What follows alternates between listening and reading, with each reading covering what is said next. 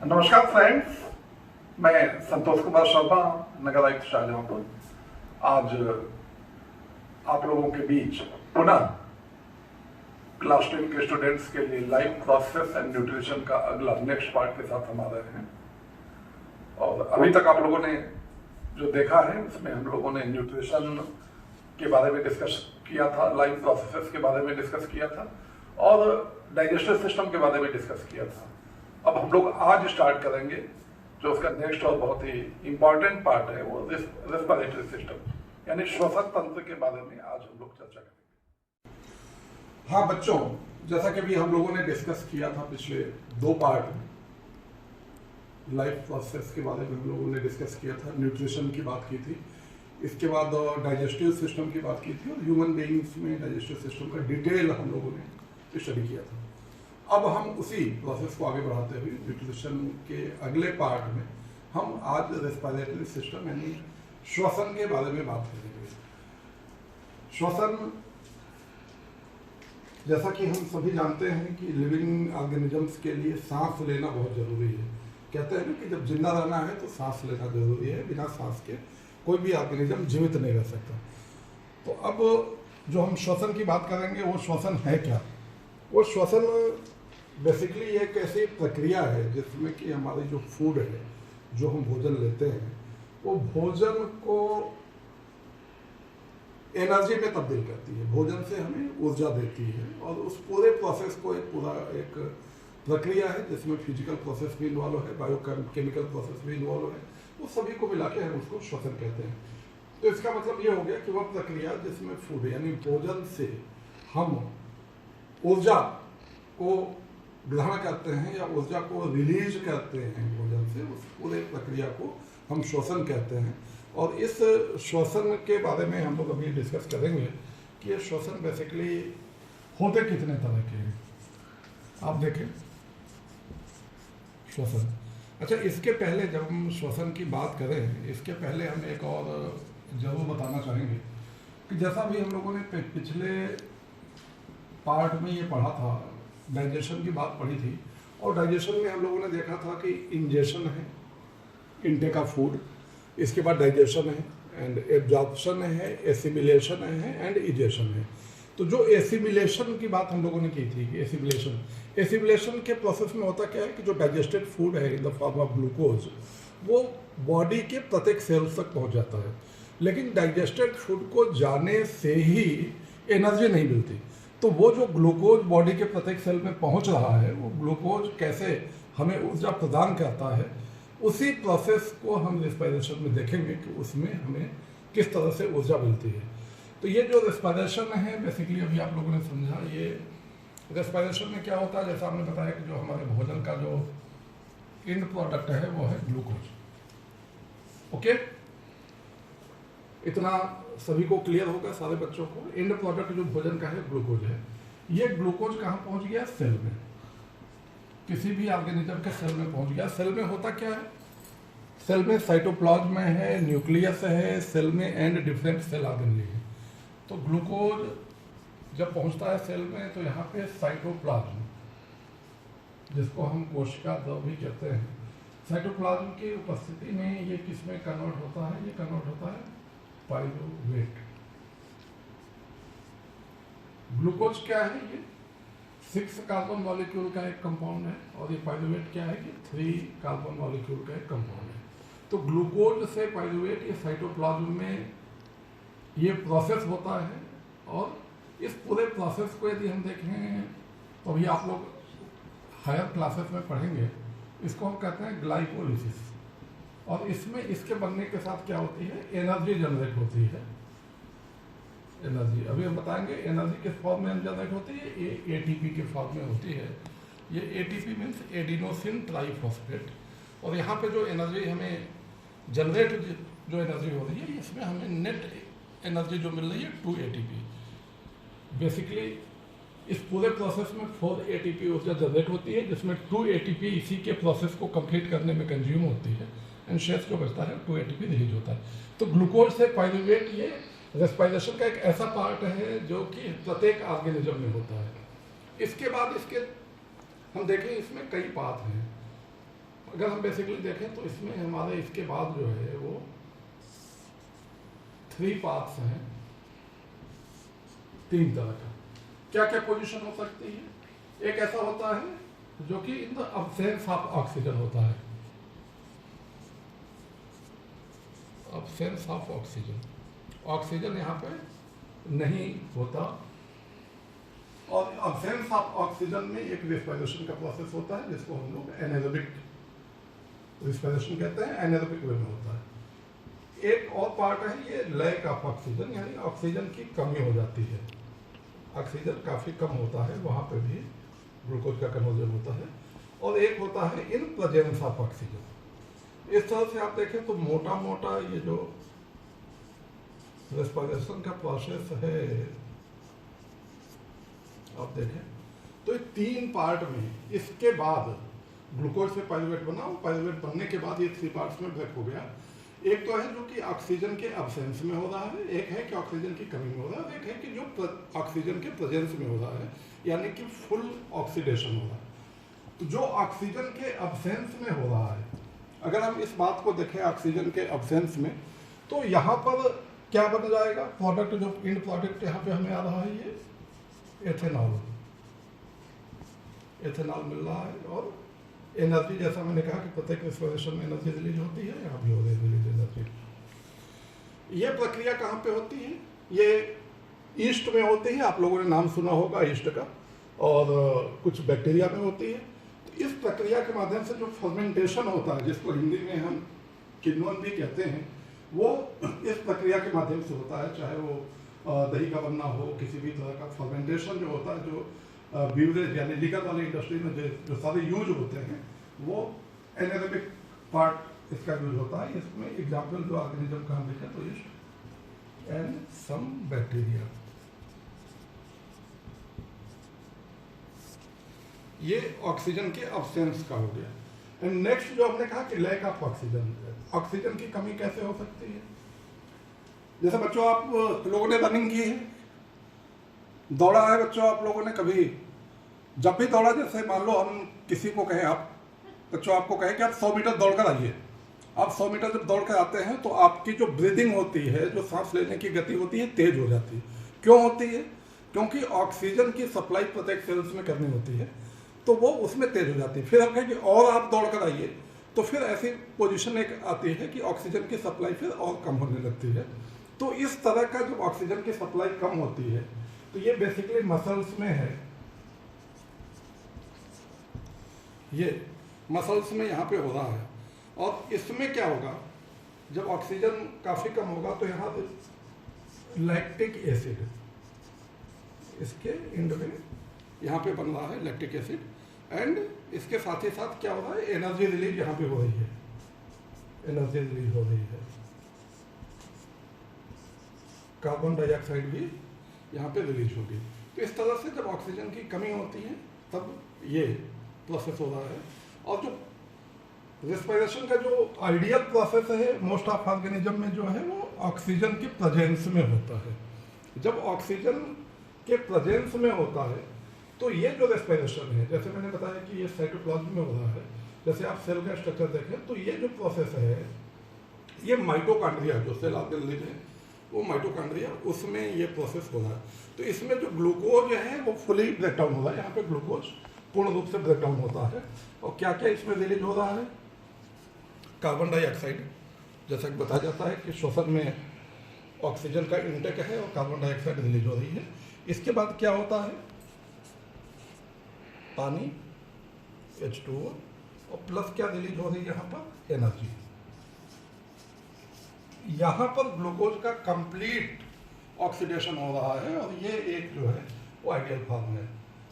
अब ये अगर आपको कभी फील करना हो, महसूस करना हो, तो कार्बन डाइऑक्साइड जब हम इंटेक करते हैं तो पूरा एयर हम लेते हैं, और इसके बाद जब हम ब्रीथ आउट करते हैं, जब सांस बाहर निकालते हैं तो कार्बन डाइऑक्साइड निकालते हैं। लेकिन कभी आपको ये फील करना हो कि हम पानी निकालते हैं नहीं निकालते, तो वाटर वाइपर के फॉर्म में हम H2O निकालते हैं। जैसे आप लोगों ने देखा होगा कि कभी भी आप कभी नाक मुंह को कभी कवर कर लें तो थोड़ी देर बाद देखेंगे कि नाक से एक पानी की भाप टाइप की निकलती है, उसको हम H2O वेपर कहते हैं, और ये वेपर के रूप में फॉर्म में ये H2O रिलीज हो रही है। तो इस तरह से अभी हमने जो बताया रेस्पिरेशन का जो पार्ट आपको मोटा मोटा और काफ़ी जो इम्पॉर्टेंट हिस्सा है रेस्पिरेशन का, एक जो हिस्सा है उसके बारे में हमने बता दिया कि श्वसन क्या है। बेसिकली ऑक्सीडेशन हो रहा है, और जो हमारी फूड एनर्जी है, जो फूड है, फूड को कन्वर्ट कर देती है, ऑक्सीडेशन के बाद उससे हमें एनर्जी रिलीज होती है, और उसी एनर्जी से हम सारे काम करते हैं। और ये जो एनर्जी होती है वो स्टोर होती है ATP के फॉर्म में, जिसको हम एडिनोसिन ट्राइफॉस्फेट कहते हैं। और जो मैं ये बता रहा था कि जो इन प्रेजेंस ऑफ ऑक्सीजन जो हो रही है, ये सेल का जो सबसे इम्पॉर्टेंट पार्ट होता है, एक इम्पॉर्टेंट भाग है, जिसको हम कहते हैं माइटोकॉन्ड्रिया। इसको हम कहते हैं powerhouse of the cell. Powerhouse क्यों कहते हैं बच्चों? पावर हाउस क्यों कहते हैं? क्योंकि एनर्जी इसमें स्टोर हो रही है, इसलिए पावर हाउस कहते हैं, क्योंकि यहाँ पर एनर्जी स्टोर हो रही है in the form of ATP। तो ये श्वसन। अब इसके बाद हम आगे जिक्र करेंगे बच्चों, जैसा मैं बता रहा था श्वसन जो रेस्पिरेशन, तो रेस्पिरेशन में सारे लिविंग ऑर्गेनिज्म में आपने बताया कि हो रहा है। तो लिविंग ऑर्गेनिज्म में प्लांट्स भी हैं एंड एनिमल्स भी हैं। तो रेस्पिरेशन प्लांट्स में भी हो रहा है, एनिमल्स में भी हो रहा है। अब ये जो प्लांट्स हैं, इसमें भी हम लोगों ने पिछले पार्ट में डिस्कस किया था कि डे टाइम में फोटोसिंथेसिस होता है, लेकिन फोटोसिंथेसिस होता है, इट मीन्स ये कि रेस्पिरेशन नहीं होता, ऐसा नहीं है। रेस्पिरेशन भी होता है, फोटोसिंथेसिस भी होता है, और नाइट में ओनली रेस्पिरेशन होता है। तो जो डे टाइम में, दिन में पौधों में जो फोटोसिंथेसिस की प्रक्रिया होती है, उसमें फोटोसिंथेसिस के माध्यम से ऑक्सीजन जनरेट होता है, पौधे ऑक्सीजन देते हैं, और जो रेस्पिरेशन के माध्यम से CO2 रिलीज होती है। तो फोटोसिंथेसिस में जो CO2 का इंटेक है, उसके लिए जो रेस्पिरेशन से CO2 जो रिलीज हो रही है उसका यूज हो जाता है। तो इस तरह से प्लांट्स दिन में हमें ऑक्सीजन देते हैं, और शाम को जो पौधे हैं, जब सिर्फ रेस्पिरेशन होता है, तो वहाँ पे कार्बन डाइऑक्साइड रिलीज होती है। इसीलिए बच्चों कहा जाता है कि शाम को पेड़ पौधों के पास नहीं जाना चाहिए। क्यों नहीं जाना चाहिए? क्योंकि रात में पौधे कार्बन डाइऑक्साइड रिलीज करते हैं, और दिन में पौधे ऑक्सीजन रिलीज करते हैं, जो श्वसन के माध्यम से जो कार्बन डाइऑक्साइड जो प्रोड्यूस होता है, वो कार्बन डाइऑक्साइड फोटोसिंथेसिस की प्रक्रिया में यूज हो जाता है। तो इस तरह से पौधों में श्वसन की बात हो गई। अब एनिमल्स की बात यदि हम करें, तो मोटे मोटे आप अगर दो पार्ट में, अगर बहुत ही शार्ट की बात करें, तो एक एनिमल्स होते हैं जो कि जलीय होते हैं, एक्वेटिक, और एक होते हैं टेरेस्ट्रियल, जिनको हम कहते हैं स्थलीय। जो जंतु पानी में रहते हैं जैसे मछली, तो वो उनका जो ऑक्सीजन इंटेक है, वो जो श्वसन कहते हैं, डिजॉल्व्ड ऑक्सीजन होता है पानी में। पानी वाटर में जो डिजॉल्व्ड ऑक्सीजन होता है, उसके माध्यम से श्वसन होता है, और उसके लिए उनके जो ऑर्गन्स होते हैं, वो जिसको कहते हैं गिल्स, ये श्वसन ऑर्गन होता है। टेरेस्ट्रियल जो है, जो हमारे इन्वायरमेंट में जो ऑक्सीजन है, वहाँ से ऑक्सीजन लेते हैं। और इनमें जो अभी हम बात करेंगे टेरेस्ट्रियल एनिमल्स में, जो सबसे एडवांस जो ह्यूमन बीइंग्स हैं, ह्यूमन बीइंग्स की अभी हम बात करेंगे, उसको हम डिटेल में हम अभी जानेंगे कि ह्यूमन बीइंग्स में, मानव में श्वसन किस तरह से होता है। तो ये श्वसन के कई तरह के जो प्लांट्स और एनिमल्स हैं, उसके बारे में ब्रीफ था। अब हम देखें यदि कि मानव में कैसे ह्यूमन बीइंग्स में हो रहा है, तो मैंने एक छोटा सा स्केच किया है यहाँ पे, जो बहुत ही इजी टू ड्रा है और आपके समझने के लिए किया है बच्चों। इसमें आप देखो, ये पूरा का पूरा जो ह्यूमन बीइंग्स का जो रेस्पिरेटरी सिस्टम है, इसको बहुत ही इजी वे में इसको स्केच किया गया है। ये जो रेस्पिरेटरी सिस्टम है, आप देखें, इसमें कुछ एक्सटर्नल ऑर्गन्स हैं, कुछ इंटरनल ऑर्गन्स हैं। रेस्पिरेशन में जो ऑर्गन्स यूज हो रहे हैं, आप देखें, नोज है, नोज में नॉस्ट्रिल्स है, नॉस्ट्रिल नासल पैसेज, इसके बाद फेरिंग्स है, लैरिंग्स है, ट्रैकिया है, और इसके बाद आकर फिर लंग्स है अल्टीमेटली, और लंग्स के नीचे जो सपोर्ट कर रही है डायफ्राम है। तो इसको जो हम डिटेल में यदि देखें कि किस तरह से श्वसन मानव में हो रहा है, तो आप जब ये पाएंगे कि श्वसन में बेसिकली दो पार्ट है, श्वसन के दो पार्ट हैं। एक तो हम कहते हैं इंस्पिरेशन और एक कहते हैं एक्सपिरेशन। इंस्पिरेशन में क्या है कि हम ऑक्सीजन इनटेक करते हैं और एक्सपिरेशन में क्या है कि CO2 रिलीज करते हैं। लेकिन ऐसा नहीं होता कि सिर्फ हम ऑक्सीजन ही इनटेक करते हैं और CO2 ही लेते हैं। आप जानते हो कि जो हम एयर जो लेते हैं, एयर में क्या क्या मोटा मोटा होता है? नाइट्रोजन काफी बड़ा हिस्सा होता है, आप सभी को पता है, ये 78% प्लस होता है। ऑक्सीजन ये लगभग आपका 21% होता है, और इसके बाद हम CO2, ये एयर में ये होता है। तो जब हम इनहेल करते हैं तो ये सारी चीजें हमारे सांस के माध्यम से अंदर जाती है, जिसको हम कहते हैं इंस्पिरेशन। अगर इसको जब हम एक्सहेल करते हैं, जब हम बाहर करते हैं एक्सपिरेशन, ये इंस्पिरेशन हो गया जब हम श्वसन में, जब हम अंदर ले रहे हैं, और जब ये बाहर करते हैं तो नाइट्रोजन एज इट इज ये बाहर जाता है। ऑक्सीजन हम इसको लेते हैं, और ऑक्सीजन जो हमारी जो ये रिलीज होती है, ये लगभग 17% के आसपास ऑक्सीजन बाहर जाती है।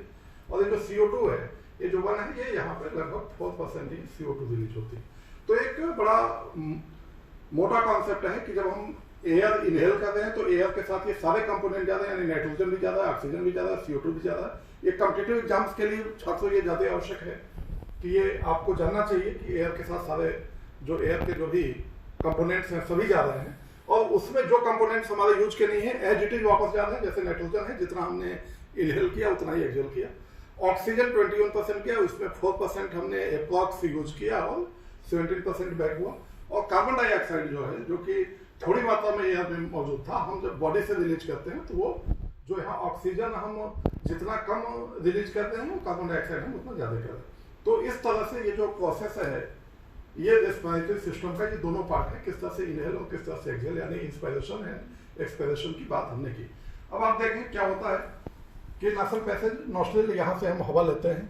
ये हवा जैसे ही नॉस्ट्रिल से हम लेते हैं तो नासल पैसेज के होते हुए यहाँ पे आगे आता है, जो कि फेरिंग्स है, फेरिंग्स तक पहुँचता है। और यहाँ तक आप देखें तो जो हमारी फूड की जाने का जो सिस्टम है या एयर का है, ये लगभग समान है, एक साथ ही आता है ये दोनों यहाँ पे। इसके नीचे ये लैरिंग्स है।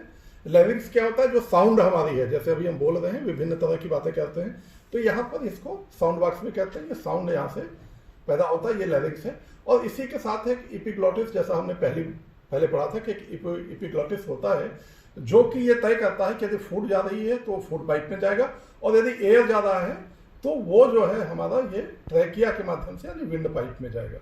तो यहाँ से ये डिस्टिंक्शन होता है इसी के पास से कि एयर जा रहा है फॉर रेस्पिरेशन या फूड जा रहा है। जैसे एयर जाएगा तो ट्रैकिया, जिसको कि हम विंड पाइप भी कहते हैं, ट्रैकिया के माध्यम से ये आगे आता है। ट्रैकिया में देखो, ट्रैकिया में ये जो सी शेप में बेसिकली ये आप देखेंगे यहाँ बना हुआ है, इसको हम कहते हैं कार्टिलेज। कार्टिलेज क्या होता है? It's soft bone like structure है। जैसे आप अपने कान को पकड़ो, बच्चों अपने कान को पकड़िए और पकड़ के देखिए कि कान में क्या है, ये सॉफ्ट है बोन टाइप का, बट इट्स सॉफ्ट है। तो इसलिए जिस तरह से कान की फीलिंग आती है उसको हम कहते हैं कार्टिलेज। बोन नहीं है बट स्किन जैसा सॉफ्ट भी नहीं है, एक सेमी हार्ड स्ट्रक्चर है। इसी तरह से सेमी हार्ड है, जो कि कार्टिलेज से लेयर्ड होता है, जो ट्रैकिया है। और ये ट्रैकिया जो यहाँ पे आता है, इसके बाद दो पार्ट में बाइफर्केट होता है, एक राइट साइड एक लेफ्ट साइड, और वहाँ पर लंग्स होते हैं, जो कि लंग्स ही मेन हमारे रेस्पिरेटरी ऑर्गन होते हैं। लंग्स का स्ट्रक्चर हम देखें तो लंग्स में ब्रोंकियाई होगा, ये जो ट्रैकिया है, ट्रैकिया के बाद पार्ट्स हुए, पार्ट्स होकर ये ब्रोंकाई हुआ, ब्रोंकाई के बाद उसके जो छोटे पार्ट हुए उसको हम ब्रोंक्यूल्स कहते हैं। और इसके बाद वो लेटर ऑन जो लास्ट में आप देखिए ये छोटे छोटे रेड स्ट्रक्चर्स दिखाई दे रहे हैं, छोटे छोटे, जो लास्ट में एक फूला हुआ पार्ट होता है, जो कि एक बैग नुमा स्ट्रक्चर होता है, बैग के शेप में, उसको हम कहते हैं एल्वेलाई। ये आप देखिए इसका एक छोटा सेक्शन हमने बनाया है, ये यहाँ पे है, जिसमें कि सारा का सारा जो रेस्पिरेशन का process and exchange of gases जो होते हैं वो यहाँ से होते हैं, और यहाँ के माध्यम से पूरे शरीर में जाता है। और इसको सपोर्ट करने के लिए यदि आप देखें, ये जो लंग्स हैं यानी जो फेफड़े हैं, वो फेफड़े सिचुएटेड कहाँ पे होते हैं? जो हमारे शरीर का आप देखो, अगर ह्यूमन बींग्स के शरीर का देखिए तो आप जो हमारे बॉडी का पार्ट देखो तो जो हमारा अपर पार्ट है, अपर पार्ट है, अपर पार्ट में हमारा जो है वो रेस्पिरेटरी सिस्टम होता है और इसके जस्ट नीचे हमारा डाइजेस्टिव सिस्टम होता है। तो ये जो लंग्स हैं, लंग्स आप देखें तो इस तरह के जो रिब्स होते हैं, रिब्स के बीच में होते हैं, रिब्स के नीचे होते हैं, और जो ये पोर्शन होता है इसको हम कहते हैं थोरेसिक कैविटी। तो उस कैविटी में लंग्स सिचुएटेड होते हैं, हाईली सिक्योर्ड होते हैं, और वहां पर बहुत ही सॉफ्ट टिश्यूज होती हैं, जो सॉफ्ट सेल्स होती हैं, लास्ट में ये सैक बनाती है जिसको हम एल्वेओलर सैक कहते हैं, और यहाँ पर ही गैसों का एक्सचेंज होता है, और यहीं के माध्यम से जो ऑक्सीजन है वो प्रत्येक सेल तक जाता है। ह्यूमन बीइंग्स जो हैं, चूंकि जितने बड़े ऑर्गेनिजम्स होते हैं उनमें प्रोसेस बड़ा होता है, क्योंकि ऑक्सीजन को प्रत्येक सेल तक पहुंचाना होता है, तो ऑक्सीजन को कैरी करने के लिए यहाँ पर जो हमारा ब्लड है, ब्लड में जो स्थित हीमोग्लोबिन है, जो पिगमेंट है हीमोग्लोबिन, जिसको हम आरबीसी जो रेड कलर जिसकी वजह से होता है, हीमोग्लोबिन जो है हमारा ब्लड में, वो हीमोग्लोबिन कैरी करता है ऑक्सीजन को, और वो ऑक्सीजन ब्लड में जाकर सेल्स में जाकर वहां पे ऑक्सीजन को वो प्रोवाइड करता है। तो हीमोग्लोबिन के माध्यम से पूरी बॉडी में, शरीर में जहां भी ब्लड है वहां तक ऑक्सीजन पहुंचता है, और फिर वहां से कार्बन डाइऑक्साइड को लेकर कार्बन डाइऑक्साइड अगर लगने जाता है, फिर वो बाहर जाता है। तो इस तरह से जो पूरा का पूरा जो हमने बताया अभी आप सबको कि जो रेस्पिरेटरी सिस्टम है इस तरह से वर्क करता है कि किस तरह से नाक से हमने सांस लिया तो लंग्स तक आए, और लंग्स में क्या क्या पार्ट है और कैसे हम रेस्पिरेशन कर रहे हैं। और अल्टीमेटली रेस्पिरेशन में क्या होता है कि आपका जो ग्लूकोज है, ग्लूकोज कन्वर्ट हो जाता है, किस में होता है कन्वर्ट, ग्लूकोज ऑक्सीजन के साथ ये कन्वर्ट हो जाता है, जो कि कार्बन डाइऑक्साइड रिलीज करता है। इसके साथ ही साथ पानी, वाटर वेपर की जैसा बात करता है, वाटर रिलीज होती है, उसके साथ एनर्जी रिलीज होती है, और यही एनर्जी एटीपी के फॉर्म में स्टोर होती है माइटोकॉन्ड्रिया में। और जब भी हम कोई काम करते हैं तो जिस तरह से कि आप देखो कि हम लोग अपना कुकिंग करते हैं तो गैस सिलेंडर में गैस भरा होता है, एक ईंधन का काम करता है। अगर हम ड्राइविंग कर रहे हैं, व्हीकल है, तो हमारे पास पेट्रोल या डीजल जो भी है वो ईंधन का काम करता है। तो जो एटीपी है हमारा, वो पावर है, वो उसी से हम पावर लेते हैं। सबसे पहले अगर आप देखें तो कार्बोहाइड्रेट जो है हमारे लिए इजी एनर्जी का इंटेक है, तो कार्बोहाइड्रेट से ग्लूकोज के माध्यम से होती है। और यदि किसी परिस्थिति में कभी आप देखो कि लोग फास्ट रहते हैं, अनशन रहते हैं, कभी कुछ नहीं खाते, तो कार्बोहाइड्रेट के बाद जो फैट शरीर में एक्स्ट्रा होती है, फैट के माध्यम से हम फिर एनर्जी लेते हैं, और प्रोसेस वही होता है। और फैट भी यदि नहीं बचता तो जो प्रोटीन होती है उसके माध्यम से लेते हैं। तो इस तरह से ये जो पूरा रेस्पिरेशन का सिस्टम अभी जो आप लोगों ने समझा, तो मुझे उम्मीद है कि एक इजी वे में, आसान तरीके से हमने आप लोगों को ये रेस्पिरेशन का सिस्टम आपको समझाया है। और कोई भी क्वेरी है तो आप हमारे इनबॉक्स में मैसेज कर सकते हैं, बता सकते हैं। इफ एनी क्वेरी आप हमें बताइए, हम लोग निश्चित रूप से आपकी समस्या का समाधान करेंगे। और इस तरह से रेस्पिरेटरी सिस्टम का जो आज हमारा टॉपिक था उसको हमने कवर किया, और छोटे वीडियोज के माध्यम से हम इसलिए अपलोड कर रहे हैं कि समझने में आसानी हो, और यदि किसी भी छात्र को किसी भी तरह की कोई क्वेरी हो, कोई सुझाव हो, कोई समस्या हो, कुछ भी पूछना हो, तो जो हमारा कमेंट का सेक्शन है कमेंट बॉक्स में, उसमें आप कमेंट्स में भी दे सकते हैं। और वीडियो को अपने साथियों के साथ या सभी के साथ इसको जरूर शेयर करें, जिससे कि आसानी से छात्रों तक ये पहुंचे, और ये जो इस समय लॉकडाउन का समय है, जो छात्र हमारे क्लास अटेंड करने से वंचित हैं, वो कम से कम उनकी पढ़ाई सुचारू रूप से हो सके। बच्चों, जैसा आप जानते हैं कि बायोलॉजी में ड्राइंग जो है, आपके डायग्राम्स हैं वो बहुत ही इंपॉर्टेंट होते हैं, और चाहे किसी का भी डायग्राम और उसकी लेबलिंग, इस पर आपके मार्क्स भी डिपेंड करते हैं। और एग्जाम्स में आपको एक वेल लेबल डायग्राम बनाना होता है, तो इसके लिए हम आपको ये डायग्राम स्क्रीन पर आपको शो कर रहे हैं, इसको आप देखें और इस तरह से ही आपको लेबल करना है।